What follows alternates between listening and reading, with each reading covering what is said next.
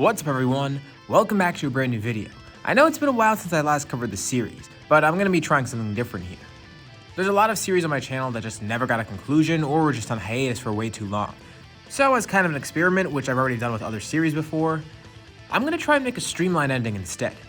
That way it leaves me the time to focus on more high priority videos, but it also gives series like these the finales that they deserve. So today, not only are we going to conclude the Buu saga, but we'll conclude the series as a whole. But that begs the question, will everything go good for our heroes, or will things turn out poorly for them? Well, stick around to find out. For this video, we'll set a like goal of 2,500 likes. If we hit that, it lets me know you guys want to see more finales like this one. And I can go back to other older series and do the same things for them. Anyways, let's pick it from here and finish this story. Where we left off, Goku, Gohan, Piccolo, and Trunks are all facing Buu. Now, there's a bit of an issue here.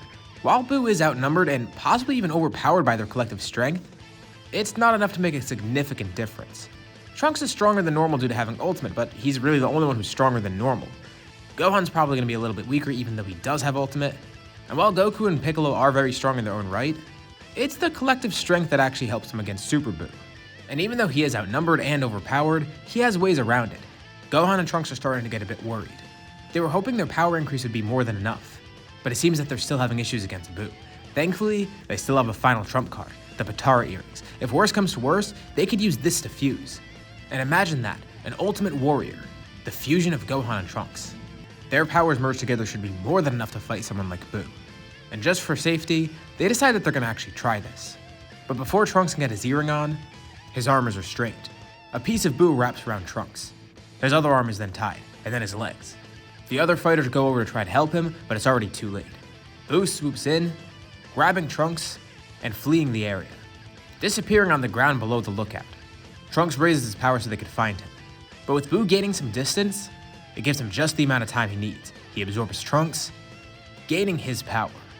Gohan rushes back to where they just were to get the Potara earring.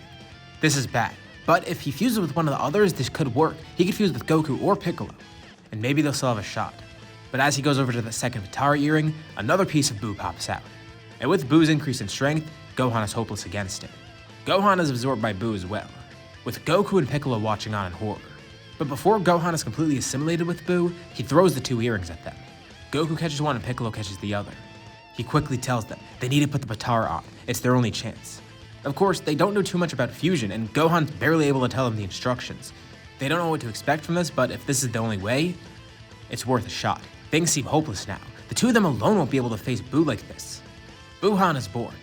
Actually, I guess it would be Buuhanks because Trunks is there too. Slowly, he makes his way back towards Goku and Piccolo. Goku and Piccolo glare at each other. This seems to be the only option. So without hesitation, they each put an earring on, wishing each other luck. Hopefully this will save Earth, and the universe as a whole. Their rivalry, their bond, everything's leading up to this.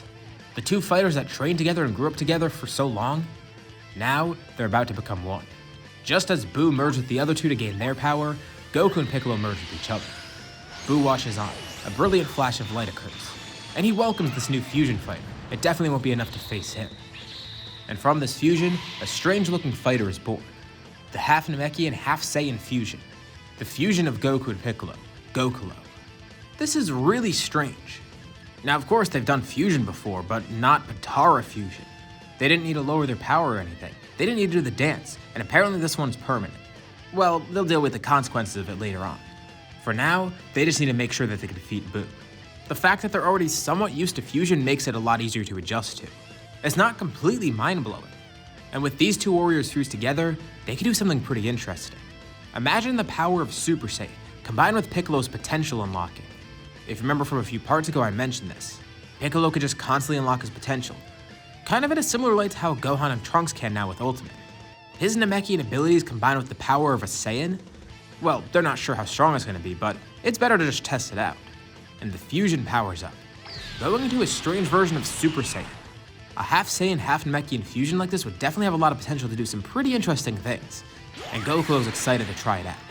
As he fights, he grows even stronger than he was when he started. And Buu's actually confused. Even with his great increase in power, this fusion is actually somehow able to keep up with him. And as the fight continues, Buu's losing ground somehow. And Gokula could try and kill Buu, but it's going to be a little bit hard at the moment, and there's also the fact that he wants to save the people inside of Buu, specifically Gohan and Trunks. he'll need to figure out a way to do that first. But luckily, Gokula might be the perfect warrior for this. Besides his raw strength, he has some pretty interesting latent magical abilities. Piccolo's abilities in the scenario in general are pretty interesting. But combine that with the power boost that he gets from fusion, and he recently just got some power unlocked from becoming Majin, which would definitely contribute to his magical prowess. And Gokula is not only intrigued to test out his raw strength, but also his magical abilities too. This will be the perfect opportunity. Maybe he could use this to somehow free Gohan and Trunks. But actually, there might even be a simpler option. Utilizing magic, he's able to protect himself from Buu, creating a barrier that allows him to get absorbed. And he's not going to wait for Buu to absorb him, no. He's half Namekian, so he just manipulates his size, shrinking down so small that Buu doesn't know where he went. He can still sense Gokula, but he can't really see him. And by shrinking down, Gokula is able to enter Buu's body, protected by his magic and not being assimilated with Buu.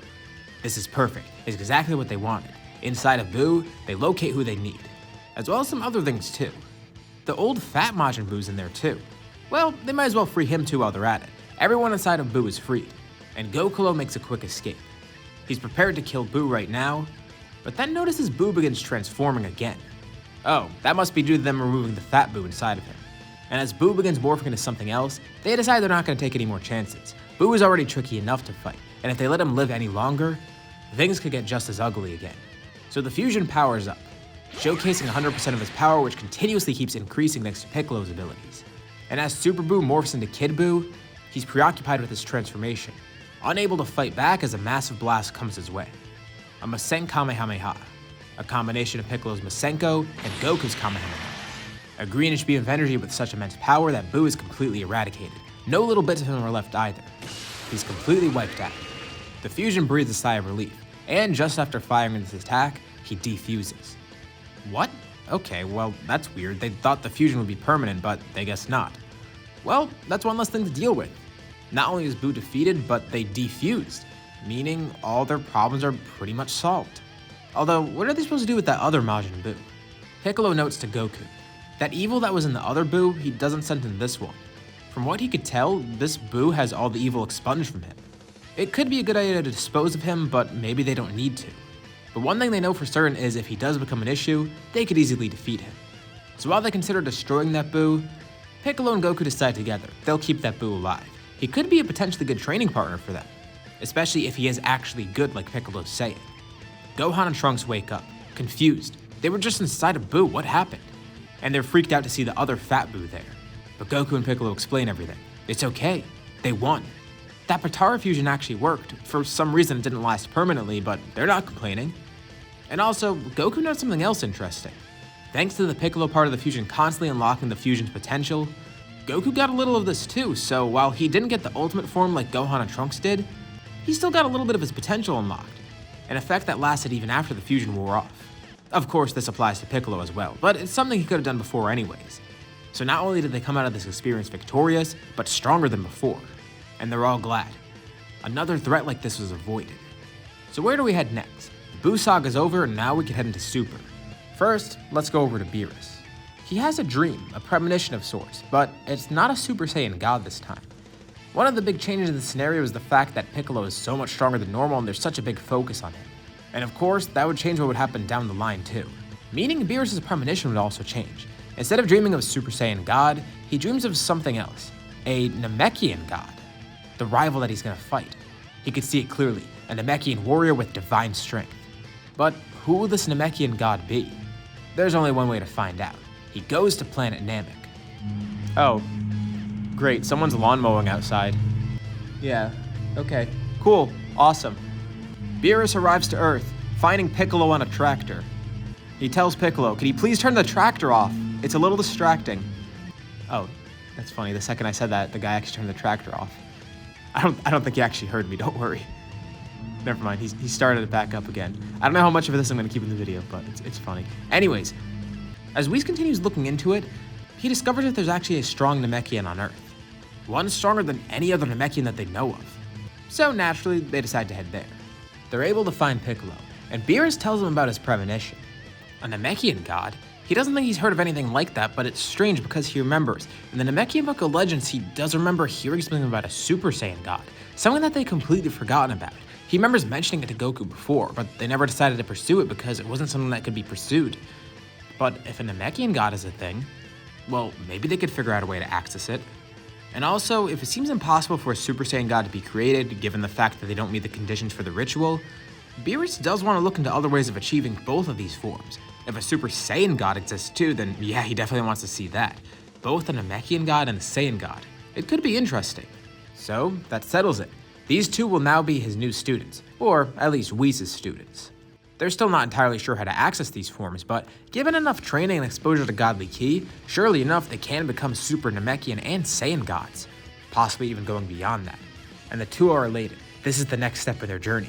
They've gotten so strong already, and now they're entering the realm of godhood. Of course, Trunks and Gohan are invited along too, but they decide they'd rather stay on Earth, focusing on their ultimate forms. With the two of them together, it's not like either of them is going to slack off in their training. Trunks always had that motivation. Given what he saw in his future timeline, he wants to protect this timeline at any cost. And as for Gohan, with Trunks around, the two of them work pretty well off each other, motivating each of the other to get stronger. So even though they are staying on Earth and aren't pursuing these godly forms, they still have Ultimate, which they could definitely work with.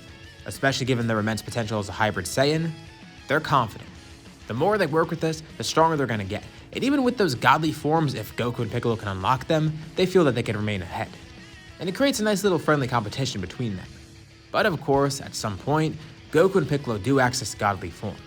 Piccolo would probably come first, accessing a new Namekian god form. It's just what Beerus imagined, and he's elated, although the strength isn't still on par with him, but he's still glad regardless. It means his premonition came true, and Piccolo will definitely be a worthy rival. But as for Goku, he wonders if he can become a Super Saiyan god or something. Maybe he'll have two rivals, maybe both of them will be around the same strength. And given some more time, eventually this does happen. Goku unlocks Super Saiyan God. And while Beerus is glad at the prospect of the two of them becoming rivals to him, he also recognizes an opportunity. They're rivals for each other. They always have been. And if they continue training like this, motivating each other to grow stronger and stronger, as well as using Piccolo's immense knowledge and abilities to grow stronger in other ways, they have insane heights that they could reach. Actually, they might not even have a ceiling. Maybe they have no limits. All Beerus knows is that he hit the jackpot. Not only did he find the rival that he had the premonition of, but he found another, and both of them are growing so strong in so little time. And it's an odd turn of events. The reincarnation of the Demon King is now becoming a god. No threats that they face will be too strong. With the two of them fighting together, Goku and Piccolo could face anything that comes their way. Universe 6, no problem. Zamasu, not an issue. Even the Tournament of Power, the two continue to build off each other. The brotherly bond that the two of them have shared for so long keeps pushing them further and further. They grow stronger as fighters, more motivated as rivals, and closer as brothers. The choice for Kami to raise Piccolo so long ago led to all of this. To think that they were so close to just eliminating Piccolo, or having another King Piccolo running around, the reincarnation of him. But now, these two rivals, these two friends, these two brothers, colleagues, whatever you want to call them, they're both invaluable to each other's lives. And together, they're about to reach insane new heights. This is where we'll end off. So, what'd you guys think about this finale? Of course, I did leave some stuff open for the future timeline, and if there is enough interest, I might consider going into that. But otherwise, that's the end of this story. Hopefully you guys enjoyed it as much as I enjoyed covering it. As usual, if you liked the video, be sure to drop a like. Not only does it help out the channel, but it'll let me know if you guys want to see more videos like this, or if there's more interest in this story. Also, if you haven't already, be sure to subscribe, as well as hitting the bell icon so you're notified about any future uploads on my channel, including more videos like this one. Anyways, thanks for watching, thanks for supporting the scenario all the way through, and I'll see you all in my next video.